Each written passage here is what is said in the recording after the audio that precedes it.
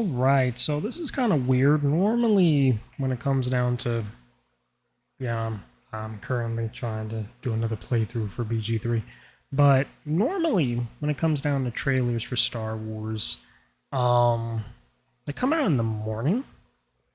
I'm not sure if my hair is a mess. Ain't that crazy? But yeah, I've heard about this show, and originally I thought that this show was the one that Leslie Headland was actually doing, and I felt like I could have skipped it, but apparently it was actually the Acolyte, and then if I'm not mistaken, a lot of people said Brie Larson was supposed to be in that one. I just want to forget about the Acolyte. But yeah. So I have no idea what this is about. But let me hold my tongue. Let's actually see.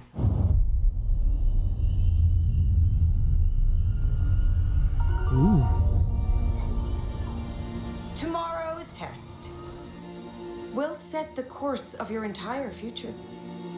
This is the New Republic? Don't you ever want to do anything exciting? Like what? What if we could go anywhere we want in the whole galaxy? Ooh. A real adventure. No more pretend. I found something buried in the woods. What do you think it is? I think it's a lost Jedi temple.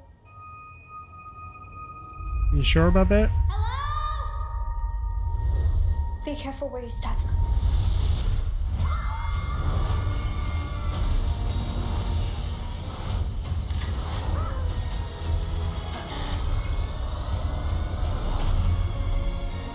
Ooh, okay. We're lost. Really lost. Tis dangerous out there in space. Trust no one.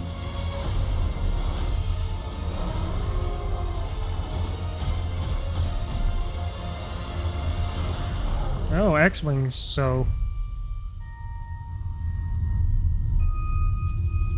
You're a Jedi.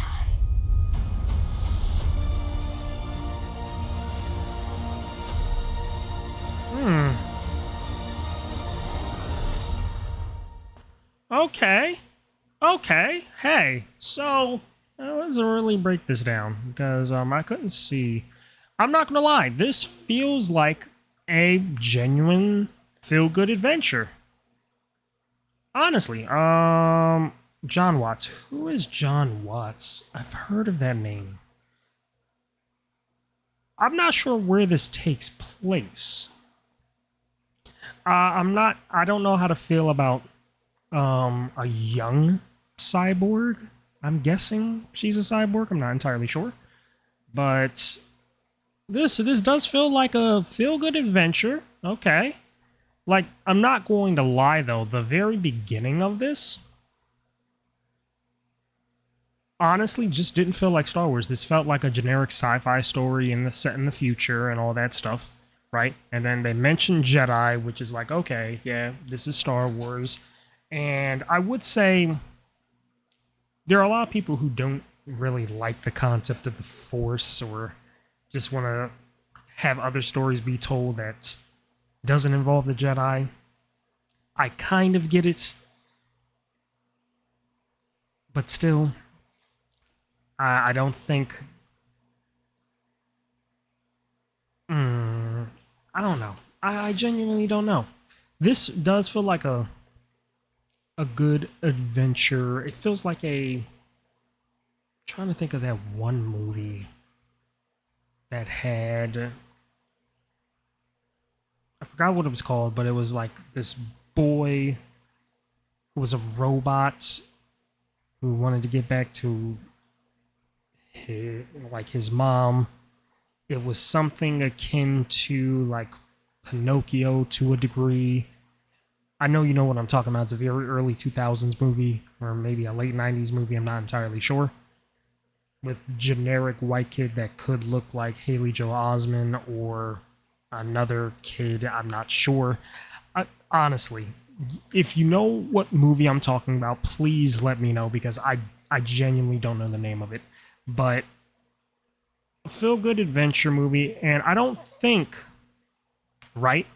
Right, this is my thought process, right? This might be the best Star Wars thing that we get over the last ever since like Andor. Andor was solid. I personally just don't think Andor is a Star Wars. I just don't think Andor is Star Wars. Honestly, is it just has Star Wars coat of paint on it. But I'm not going to lie, it's still good. Ahsoka, certain episodes were good, certain moments were good in Ahsoka. This feels like it's going to be a nice adventure movie, coming of age type of story. And when you're dealing with kids this young, you can't mess that up, I think. Like, I don't think you can interject any sort of weird politics or anything like that in this type of story.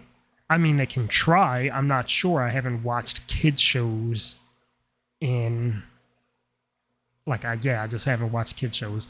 I know somebody who has children, but the most that I know them to watch is Paw Patrol and Bluey. So as for things that's like airing on Nickelodeon now or Disney Channel, if Disney Channel still exists, I don't know, but it feels like that. And I don't think they can mess the story up. It's exploring the galaxy, being all bright-eyed, and, growing as a person. And then you have the Jedi who's going to be wise, along with basically, how can I put it? Like being a moral compass, so to speak. Now, I don't know who this might be, character-wise, because with the X-Wings and all of that, and because they're learning, they're in school, right? I don't get why schools in sci-fi settings have like these big open rooms. I never understood that. But because they have aliens there and all of that good stuff, they have the little patches. This might be Chandrilla. This might be the first time we ever see Chandrilla. But you have aliens in the classroom, so this is not the Imperial era. It may be either set within the... It's either set within the High Republic, or actually... Get ready for a new Star Wars adventure, 2 episodes, blah, blah, blah, blah, blah, Star Wars... Oh, the Goonies. Okay, yeah. That makes sense. I'm